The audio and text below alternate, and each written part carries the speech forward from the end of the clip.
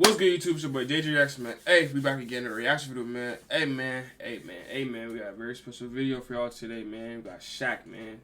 2000 Shaq was the most dominant player ever, man. Hey, y'all don't know how we boys go on this DJ reaction, man.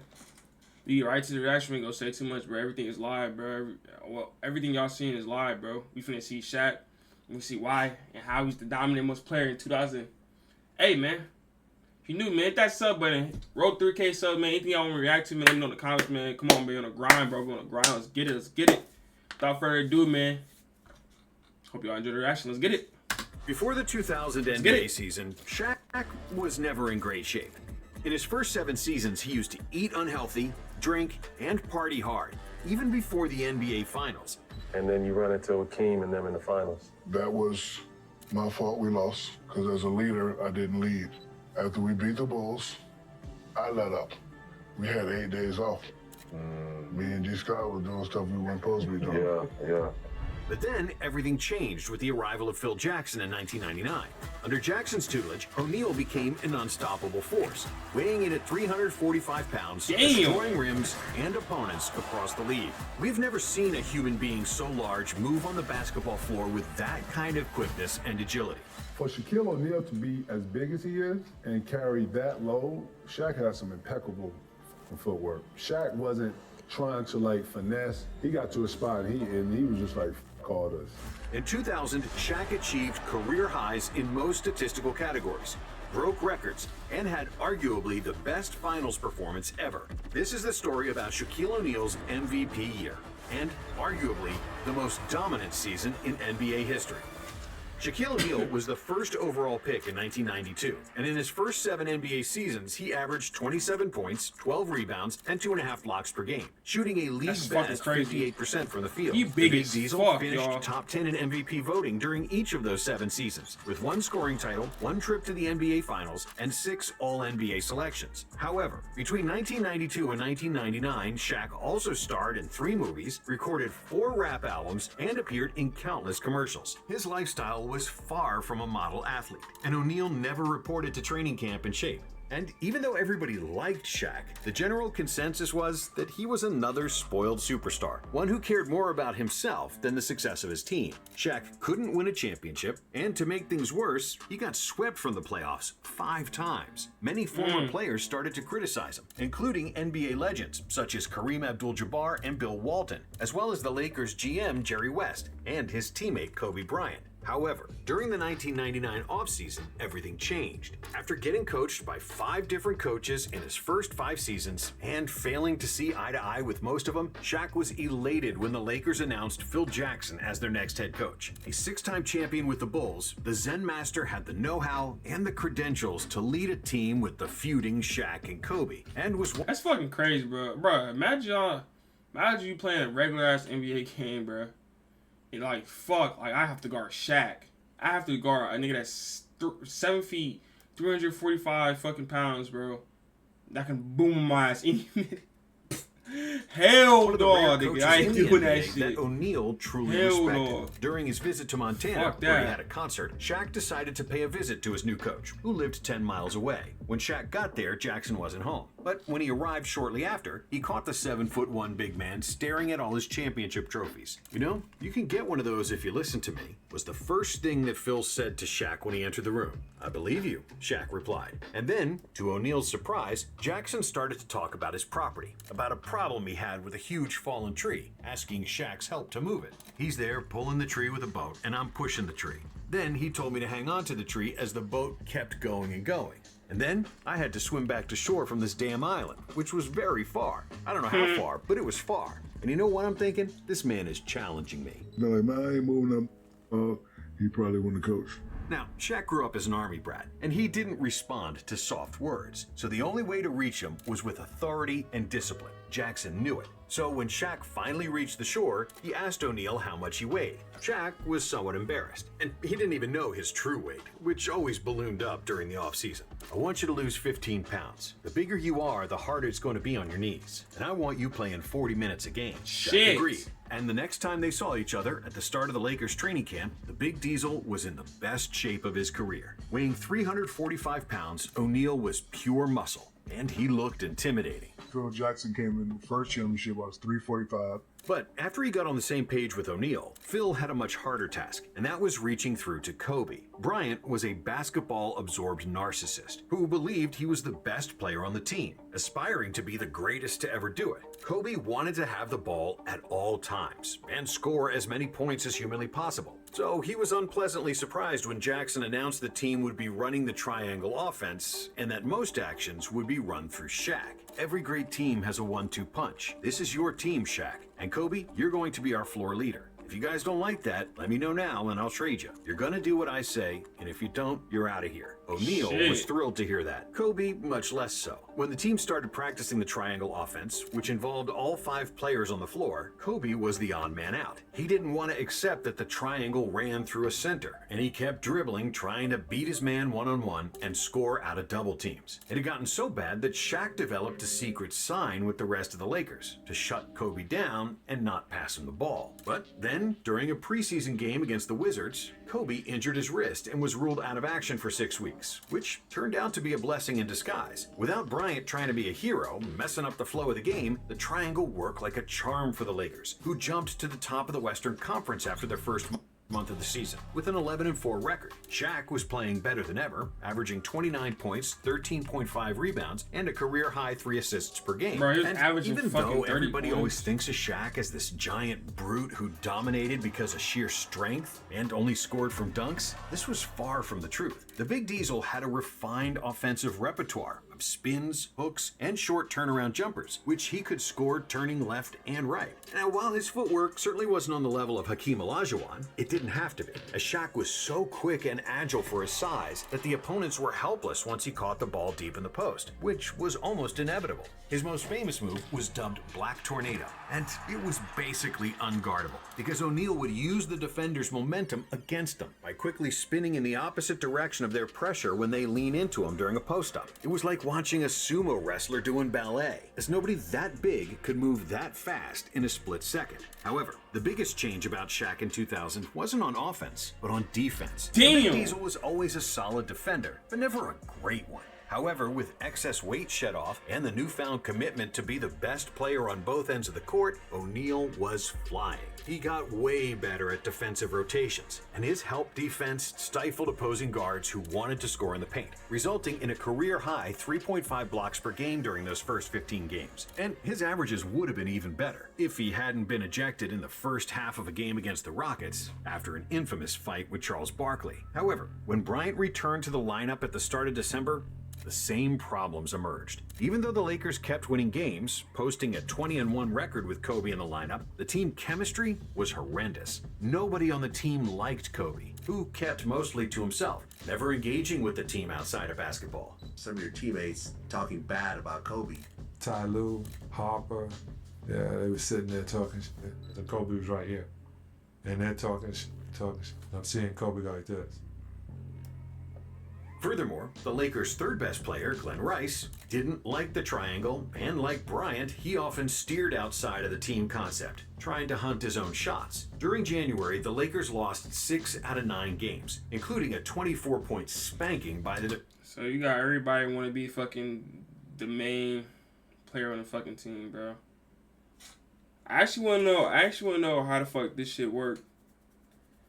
Cause now you got everybody on the fucking team that want to fucking score the ball. Cause fucking Kobe wants the ball 24/7. We already know Kobe wants the ball 24/7. Then you got the coach talking about Shaq is basically your team. Like we gonna run the shit to you. Kobe like fuck that shit. Then you got the role players talking about nigga what? This is not their team too, niggas. I'm on a team too. I'm gonna get my shots too. I mean, I feel like everybody coming, but like, damn, like that shit's crazy. Defending champions, the San Antonio Spurs. And despite still having the best record in the league, the Lakers were on the brink of implosion. They were openly shopping Rice across the league. And if the players had the power to trade Kobe, he'd be gone in a second. We were at our bottom. Sometimes in the course of a season, you wonder if maybe this just isn't going to work. That's where we were, Rick Fox. But then, on February 4th against the Jazz, who knocked LA out of the playoffs twice in the previous 3 years, the Lakers played their best game of the season. Shaq blocked 4 shots in the first quarter. Kobe was hunting down everybody on the perimeter, and the Lakers destroyed the Jazz, ending up by 35 points at the half. The final result looked surreal, as the Lakers only allowed 67 points, ultimately winning by 46, which was the 9th biggest margin of victory in franchise history. After that game, the Lakers' morale was restored, and the team went on a 19-game win streak, allowing 100 points just 3 times during that span, with a 14-point average margin of victory. It was the 3rd longest win streak ever at the time, and in the 14th game of the streak, Shaq played the best game of his career. On March 6th, against the LA Clippers, playing on his 28th birthday, O'Neal was unstoppable. He tossed the Clippers around like they were middle schoolers, making 24 out of 35 shots, en route to a career-high 61 points and 23 rebounds. O'Neal's 61-point game was the last game in NBA history that a player scored 60 or more points without hitting a three-pointer, until Giannis Antetokounmpo scored 64 points against the Indiana Pacers in 2023. For the season, O'Neal averaged a career-high 29.7 points, which secured him his 2nd scoring title, doing so in a league-leading 57.4% shooting from the field. He was also 2nd in the NBA in rebounds with 13.6 and 3rd in blocks with 3 rejections per game. His 3.8 assists per game were another career high, and the best mark in the league among centers. And if you combined his points and assists, O'Neal directly contributed to 40% of all Lakers points that season. LA finished the season with a 67-15 record, which was the 6th best result in NBA history, doing so with the best defensive rating in the NBA, after they finished with the 23rd best defense the year before. Due to his improved defense, Shaq finished 2nd in voting for Defensive Player of the Year behind Alonzo Mourning. But when it came to the MVP award, there was no debate. Shaq was the best player in the league by a wide margin, and he should have been the first unanimous MVP in NBA history. But Fred Hickman, the reporter for CNN, gave his first place to Allen Iverson, who averaged fewer points than O'Neal on 42% shooting, with his team winning 18 fewer games than the Lakers. That would have been the first ever unanimous decision MVP. But this idiot got his name. Fred Hickman. Yeah, Fred Hickman, idiot, gives 2 votes to Allen Iverson and he messes up history. Idiot. However, the Big Diesel had bigger fish to fry than to worry about one MVP vote. In the first round of the playoffs against the Kings, Sacramento pushed the Lakers to a deciding Game 5, back when the first round was still decided in a best-of-5 series. With their season on the line, Shaq responded in a big way, dominating the Kings with 32 points, 18 rebounds, 4 assists, and 3 blocks to lead the Lakers to the second round. There, against the Suns, the Lakers had a much easier task, eventually winning the series in 5 games, with O'Neal averaging 30 points and 16 rebounds per game. But then, in the conference finals, a much harder opponent waited, the Portland Trail Blazers. Now, the Blazers didn't have the star power that the Lakers had, but they had more depth, led by veterans Scottie Pippen, Steve Smith, Detlef Schrempf, and Arvydas Sabonis, who was a perfect front court partner to their only all-star, Rasheed Wallace, who was in his prime. However, in Game 1, O'Neal dominated, with 41 points, 11 rebounds, 7 assists, and 5 blocks. In the final quarter, unable to deal with Shaq, the Blazers started to deliberately foul O'Neal, using the famous hack-a-Shaq tactic, relying on Diesel to continue with his shooting struggles from the free throw line, as he only shot 52% in the regular season. But their tactic backfired, as Shaq made 12 out of 25 freebies in the fourth, shattering the NBA record for free throw attempts in a quarter, leading the Lakers to a 15-point victory. But in Game 2, O'Neal had very little help, as the Blazers crushed the Lakers by 29 points in the Staples Center. Against all the other teams in the league, Shaq and the Lakers had a size advantage under the basket. But playing against the 7'3" Sabonis, who got help from the 6'11" Wallace, Shaq suddenly looked human again. In the first half of Game 3, Sabonis and Sheed held O'Neal down to just 8 points, as he looked uncharacteristically passive, as the Blazers led by 10 at the half. "You're playing terribly. You're not aggressive at all," Phil Jackson yelled at Shaq at halftime, and it woke the big man up. In the second half, O'Neal scored 18 points, leading a Lakers comeback, with Kobe sealing the 93-91 victory with a last-second block on Sabonis. In Game 4, Shaq scored 25 points, and the Lakers had 3 other players scoring 18 points or more, and with another victory, it looked like they were heading to the finals. But the Blazers had other plans. In Game 5, O'Neal scored 31 points with 21 rebounds, but other than him and Ron Harper, no other Laker could buy a bucket, and the Blazers kept their hopes alive. In the following game, Kobe had the best game of his playoff career, scoring 33 points on 12 for 24 shooting. But it came at the worst possible time. I'm gonna do some more research on Kobe Bryant and fucking Shaq, bro. I got to, bro. I know this is a fucking crazy ass duo. I know I'm pretty young, yo. I'm only 21. I'm not really like hip the Kobe and Shaq duo. Baby, we gonna do some more videos on that for sure though. Because Shaq played the worst game of the season, scoring just 17 points, despite playing the full 48 minutes. O'Neal was barely existent in the fourth quarter, taking only one shot and scoring just 4 points. And when Game 7 started, Shaq and the Lakers couldn't snap out of their funk. O'Neal was working hard to get the ball, but when he finally caught it, he was surrounded by several Blazers players, and Big Diesel couldn't dominate like he did the whole season. In the first half, Shaq attempted just 4 shots for 9 points, as the Blazers held a 3-point lead. In the third quarter, it was even worse, as O'Neal didn't score a single point, and Portland's lead ballooned to 13. With 10 minutes to go, the Blazers were up by 15, and it seemed like another year went down the drain for Shaq and Kobe. But then, Sabonis picked up his 5th foul and left the game, and Shaq was finally able to catch the ball deep in the post. This freed up the rest of the Lakers, who could feast off Shaq's passes from the post, and they finally started making some shots. On the other end, Portland kept missing, and miraculously, the Lakers got back in the game. LA took the lead with 2 minutes to go, and in the final minute, they had a 4-point lead and the ball, after which a legendary moment happened between Kobe and Shaq. Portland has 3 timeouts left, the Lakers have 2. Bryant to Shaq!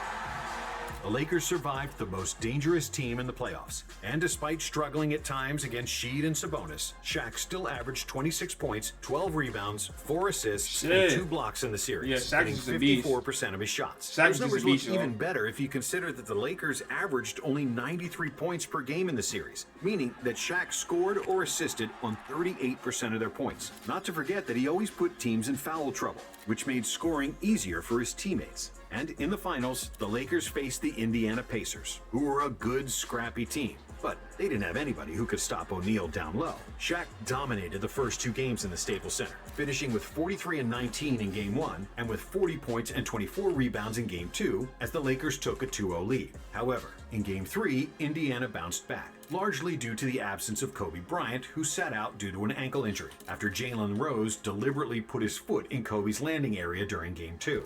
I don't think it's cool. I don't think I'm hard because I tried to hurt Kobe Bryant in a game. I'm disgusted by it because, you know, I wanted to win that bad that I was willing to basically cheat to do.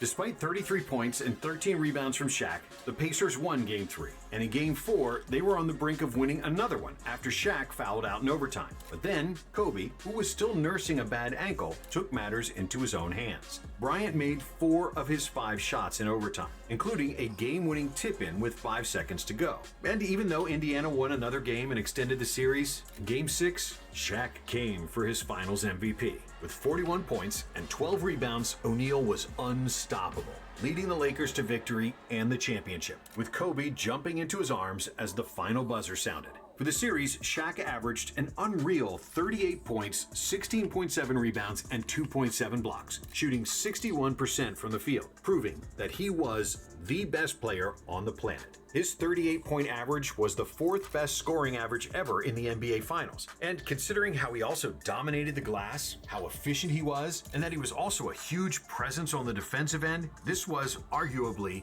the most dominant performance ever in the NBA Finals. Wow. In 23 playoff games, Shaq averaged 30.7 points, 15.4 rebounds, 3.1 assists, and 2.4 blocks, becoming just the 4th Finals MVP who averaged over 30 points per game for the entire playoff run, joining the elite company of Jordan, Kareem, and Hakeem. Shaq also averaged just 2.4 turnovers during the playoffs, which is amazing considering the huge offensive load he was carrying every night. I've never seen anybody dominate like that, ever, Laker owner Jerry Buss said as champagne sprayed all around him. Obviously, Wilt Chamberlain was something very special, but quite honestly, Shaq played probably the best basketball any player has ever played. And while O'Neal certainly wasn't the most skilled player ever, not even amongst centers, no other player had a physical advantage like Shaq did in 2000. He also had to be guarded by 2 or even 3 players, which created a tremendous advantage for the rest of the Lakers, who basically played with one man open. If the refs called every foul on Shaq, who was beaten more than any other player in NBA history, he could have shot 20 free throws per game. But even with the fouls they did call, O'Neal still led the league in free throw attempts. And even though he only made 52% in the regular season and just 45% in the playoffs, his mere presence put the Lakers in bonus, which allowed Kobe and other Lakers to score more easily and shoot more free throws themselves. Garden Shaq is like holding up a wall. Go home, knock the foundation out of your house, and just hold up the wall. And when it's about to fall on you, that's what it's like holding up Shaq. Kevin Garnett. If you play the hypothesis game and imagine prime Shaq in today's era, he would completely change the makeup of the league, as teams would have to load up on big men just to contain Shaq, and have bodies to collect fouls, as pretty much anybody who had to guard him would foul out. Players today are more skilled, and they can shoot the three, but O'Neal would have a 50 to 60 pound advantage over any center today, which would only mean one thing. Barbecue chicken alert. Barbecue chicken alert. The 2000 Shaq was a cheat code, a 345-pound monster who couldn't be stopped even if the opponents fouled him hard. And that's why this season is arguably the most dominant of all time. Thank you for watching. And if you like this video, we've got another one for you right here. Shaq was a fucking monster, y'all. Hey, WVid, y'all. WVid, bro. Hey, man. We'll leave it off with that, bro. Shaq was a beast, bro. If y'all got any more fucking reaction videos, man, send it to me, man. I want to do my homework on Kobe and Shaq some more. Because they was a crazy-ass duo. Hey, but Shaq, bro, they couldn't stop Shaq, bro. They couldn't stop him, man. But, hey, man, if y'all new, man, that's road to 3K subs. Like, comment, subscribe like, comment, subscribe for your boy JG. And hey, your boy JG out.